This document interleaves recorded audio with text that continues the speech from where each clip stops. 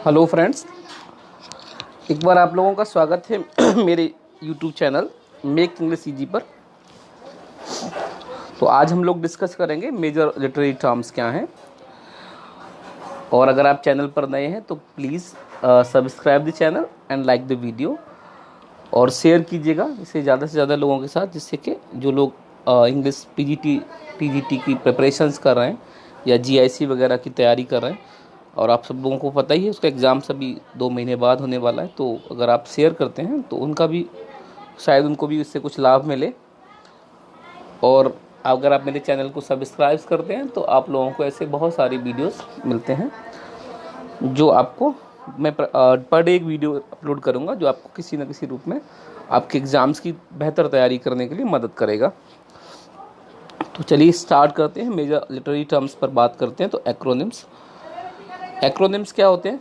Words guys, तो acronyms का मतलब है कि वो वर्ड्स जो कि किसी भी लेटर्स, जो अदर वर्ड्स के इनिशियल लेटर्स के साथ आप लोग फॉर्म कर लेते हैं, उन्हें हम एक्रोनिम्स कहते हैं। जैसे एड्स और रडार इसके एग्जांपल्स हैं। एक्ट एंड सीन क्या है? तो an act is a major division in the action of play. Play को हम लोग एक्ट्स में डिवाइड कर लेते हैं, फर्दर एक्ट्स को हम लोग सीन्स में डिवाइड करते हैं।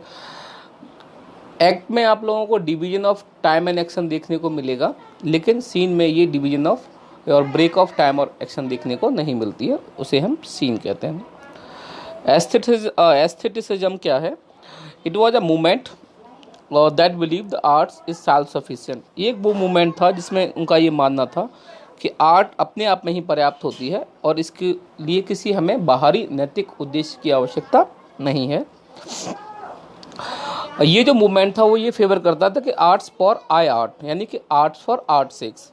ये इस पर एक क्वेश्चन आपको पिछले एग्जाम्स में पूछा भी गया है कि आर्ट्स फॉर आर्ट सेक्स किस मूवमेंट से जुड़ा हुआ है। तो ये एस्थेटिसिज्म से जुड़ा हुआ है, और इसके जो मेजर ऑथर्स हैं वो आपके वॉल्टर पैटर हैं, जॉन रस्किन्स हैं, ऑस्कर वाइल्ड्स हैं। जॉन रस्किन्स का नाम तो आपने सुना होगा, मेरे एक वीडियो में मैंने बताया है कि जॉन रस्किन्स ने ही आपका पैथेटिक फैलेसी एक टर्म्स कॉइन किया हुआ था।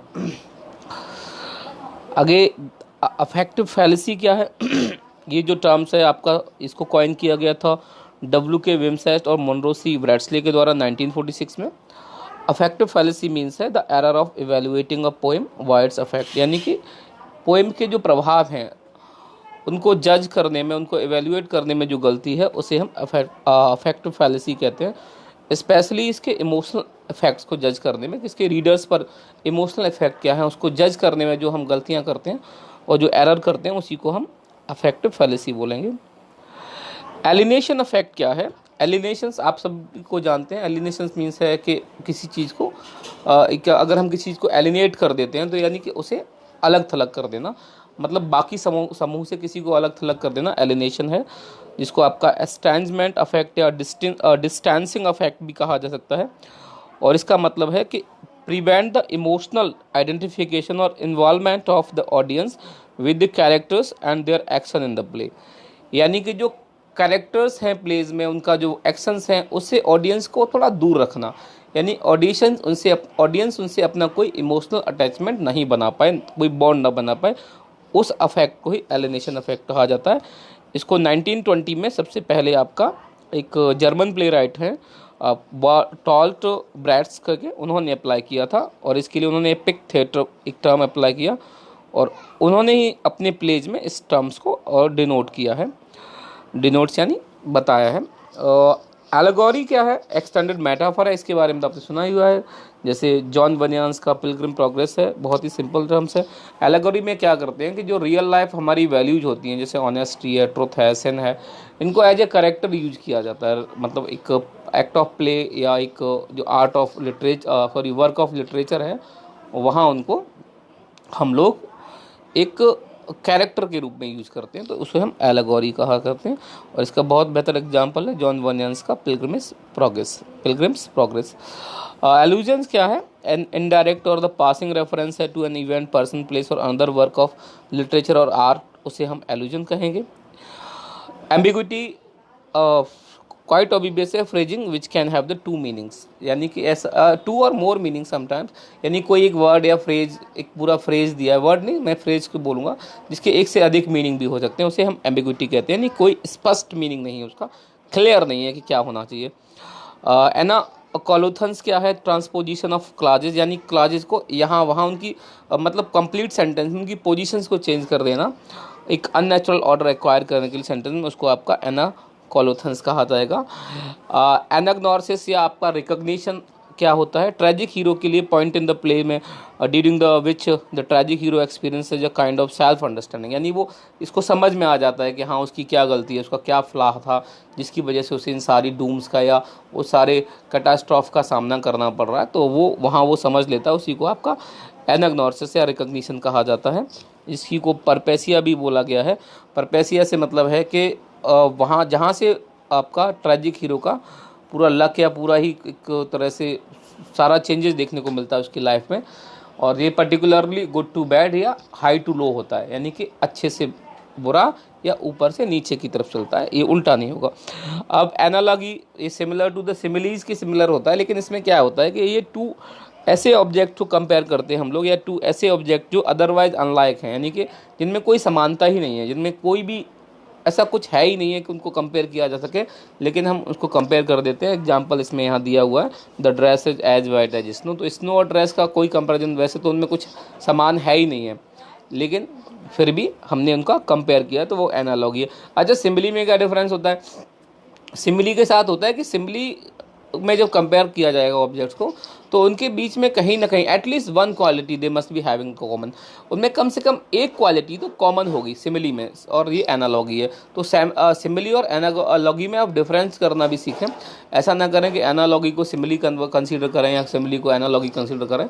सिमिली में ये होता है कि कम दोनों जो ऑब्जेक्ट के बीच में जिनमें कंपैरिजन हो रहा है, तो एटलीस्ट उनमें एक बात तो कॉमन होनी चाहिए, एक कोई क्वालिटी कॉमन है, उसी क्वालिटी के बेसिस पे हम उनको कंपेयर करते हैं। जैसे हर face is as beautiful as rose, sorry, हर face is as beautiful as rose, ये एग्जाम्पल है। अच्छा, तो हर फेस, उसका फेस भी ब्यूटीफुल है और रोज भी ब्यूटीफुल है, इसीलिए हम उनका कंपैरिजन जब कर रहे हैं तो ये सिमिली है। लेकिन यहाँ पर ये जो कंपैरिजन है, the dress is as white as snow, यहाँ कोई कंपैरिजन नहीं है ड्रेस और स्नो के साथ। अब देखिए एनास्ट्रॉफी क्या है, changing the object subject and verb order in class, class में सब्जेक्ट वर्ब को आगे पीछे कर देना या उनके ऑब्जेक्ट को आगे पीछे कर लेना क्लास। जैसा कभी कभी हम ड्रामेटिक अफेक्ट क्रिएट करने के लिए करते हैं, हेयर राम कम्स हेयर को हम लोग ड्रामेटिक वे में बोल सकते हैं हेयर कम्स राम, तो जो राम आपका वर्ब से पहले होना चाहिए, राम कम्स हेयर, आप समझ सकते हैं वर्ब कम्स हैं, वर्ब है, वर्ब से पहले सब्जेक्ट राम है, लेकिन हमने ऑर्डर को चेंज किया, हेयर को आगे लिया और राम को पीछे किया, हेयर कम्स राम, तो ये आपका एनास्ट्रॉफी है। एलेक्जेंड्राइन क्या है, ये आइम्बिक लाइन ऑफ 6 फीट है, पर्टिकुलरली इंग्लिश में इसका कोई ज़्यादा यूज नहीं होता है। आइम्बिक तो आप समझते ही हैं, one short syllabus one long, combination of one short one long is the iambic feet कहते हैं इसको, आइम्बिक फुट बोला जाएगा। नेक्स्ट क्या है आपका एम्फीब्राक, एम्फीब्राक क्या होता है, a poetic foot of one long between the two short syllabus, एक पोएटिक फुट है जिसमें दो आपके शॉर्ट सिलेबसेज हैं आगे पीछे और बीच में एक लॉन्ग सिलेबस यूज किया गया, एज इन कलकत्ता, जैसे कलकत्ता में आप देख सकते हैं, तो कलकत्ता कल एंड कत्ता, तो कलकत्ता, ये कलकत्ता जो है कैलकटा है, सॉरी इसको प्रोनाउंसिएशन में हम कैलकटा बोल सकते हैं, तो यहाँ पर ये जो बीच में जो आपका है वो लॉन्ग है, बाकी दोनों शॉर्ट्स हैं। एनाक्रूसिस क्या है, an additional syllabus at the beginning of a verge, verge की बिगिनिंग में कोई एक एडिशनल सिलेबस डाल दिया जाता है, उसे एनाक्रूसिस कहते हैं हम लोग। यहाँ से आप इस एग्जाम्पल से हम देख सकते हैं, till dangers trouble night depart and the star of peace return. Anapaest, a foot of consisting of two short syllables and a long, दो शॉर्ट और एक लॉन्ग के साथ जो फुट आपका क्रिएट होता है उसे आपका एनापीस कहना है।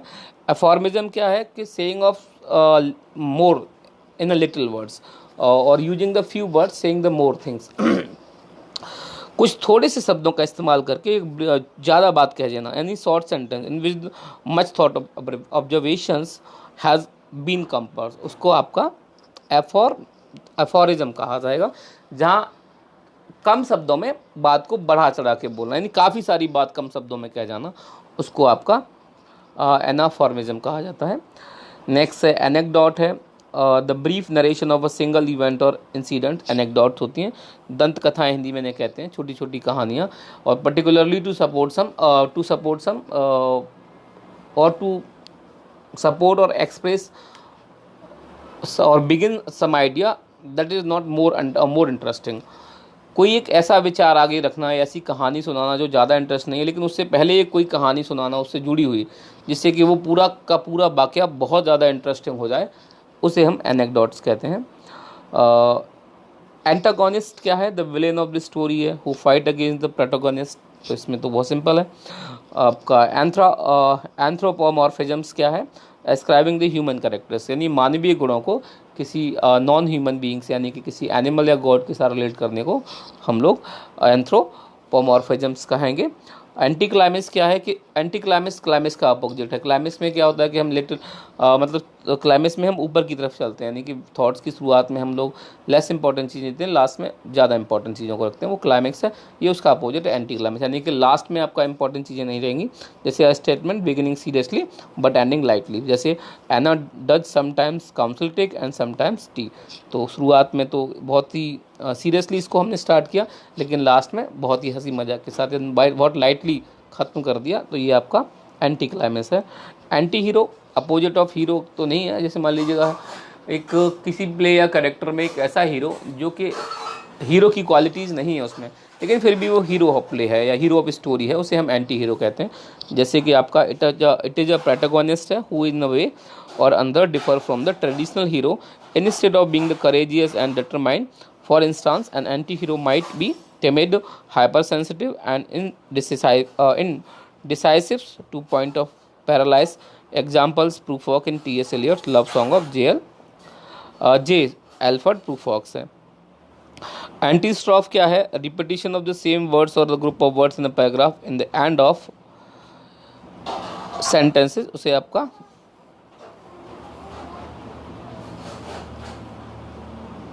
एंटी स्ट्रॉफ कहा जाएगा। आर्केइज्म क्या है? ये रेफर टू द वर्ड्स हैं some words particularly phrases that have become obsolete. ऐसे वर्ड्स या फ्रेजेस जो इंग्लिश लैंग्वेज में आजकल ऑब्सोलीट हो गए, यानी पहले उनका यूज हुआ कर रहा था, आज नहीं। जैसे बहुत ही सिंपल सा है, जैसे पोइट्री में आपको TIS देखने को मिलता है, लेकिन उसका मतलब दिस है। और इसी तरह से आर्ट मिलता है ART, लेकिन उसका मीन आर है। तो आर्ट एंड टिस जो है वो आपके ऑब्सोलीट वर्ड्स हैं, आजकल मॉडर्न इंग्लिश में हम उनका यूज़ नहीं करते हैं, पहले यूज होता था। एसाइड्स क्या है? Talk to the oneself, few words and short passage spoken in undertone are suppose to hear are not suppose to hear by the other actors on the stage. यानी कि ऐसे words और few passage spoken, इसमें मैं complete नहीं लिख पाया उसको, तो वो टॉक टू वन सेल्फ, यानी कि एक कैरेक्टर है प्ले में जो खुद से बातें करता है और वो ये समझता है कि जो अदर कैरेक्टर है स्टेज पर वो उसकी बात नहीं सुनेंगे, हालांकि वो ऑडियंस एट टाइम सुन सकती है उस चीज़ को। एसन डेनोट क्या है? एसन डेनोट्स क्या होता है? Omission of conjunction between related. कभी कभी आपने देखा होगा क्लासेस को हम बिना किसी कनेक्टर्स के ही जोड़ देते हैं, तो उसे हम एसन डिटॉन कहते हैं। तो एसन डिटॉन क्या है? कि वही है जिसमें हम क्लासेस को दो को जोड़ देंगे, लेकिन बीच में उनके बीच में जो कनेक्टर्स है, जो कंजक्शन है, उसका यूज़ नहीं करेंगे। अवांट गार्ड क्या है? New writing that is the innovative, यानी कि एक ऐसा नया लेखन की शैली जो बहुत ही प्रभावशाली है, उससे पहले जिसको किसी ने इस्तेमाल नहीं किया, तो वो आपका अवांट गार्ड है। अपोलॉजिया जस्टिफाइंग वंस एक्शन, हमारे कामों को हम लोग जस्टिफाई करें, चाहे वो गलत या सही, उसको हम अपोलॉजिया कहेंगे। तो गाइस ये कुछ ऐसे टर्म्स थे, मोस्ट ऑफ द टर्म्स आप देख सकते हैं ए से स्टार्ट होते हैं।